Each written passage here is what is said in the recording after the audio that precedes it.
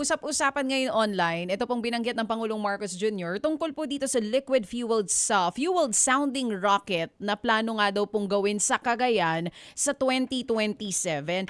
Help us understand, ano po ba itong sounding rocket na ito at paano po ito naiiba doon sa mga nagdadala po ng satellite doon sa orbit, na orbital rocket naman? Para lang po mas klaro din sa amin itong pag-uusapan natin ngayon. Sige po, magandang tanong po yan. No? Magandang ang malaman natin ano yung difference ng sounding rocket tsaka yung orbital rockets. Yung sounding rocket ay isa siyang uri ng rocket na masabi nating, paano ba? Iba yung purpose niya. Hindi siya nagdadala ng satellites into space, hindi siya nagdadala ng tao into manned missions, no? Isa siyang rocket na ginagamit for applications like atmospheric measurements, no? Gusto mo sukatin yung parameters ng atmosphere natin dun sa dadaanan ng rocket. At importante yan kung gusto mong pag-aralan, for example, ang weather, yung mga weather systems natin, or air quality. Ganun po yung ilan sa mga applications ng sounding rocket. Si orbital rocket, yun po yung kayang magdala ng tao. Opo. Oo, sa buwan, Opo. halimbawa, kagaya ng ginagawa na ng ibang mga bansa.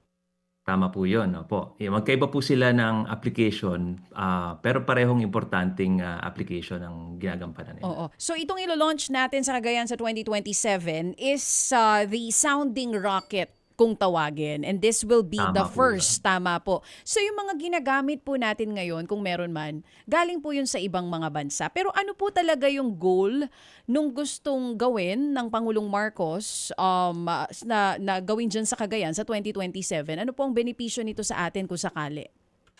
Opo, no?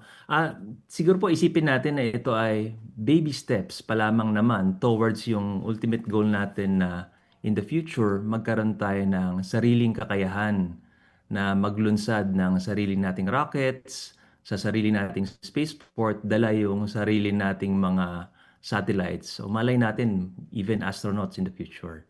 So ano po ito, no? Simula pa lamang, ang gusto nating ma-achieve dito magkaroon ng kakayahan at unti-unti i-build up natin yon para marating yung ganong klaseng future para sa Pilipinas. Mga kapatid, patuloy po kayong tumutok sa 105.9 True FM para sa totoong balita, impormasyon, music, and entertainment. Mag-subscribe sa aming YouTube channel at podcast at sundan nyo kami sa Facebook, Instagram, X at TikTok sa True Network PH.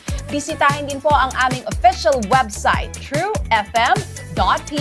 At panoorin din kami sa True TV Signal, Channel 19. Kami po ang 105.9 True FM. Laging true sa'yo, kapatid.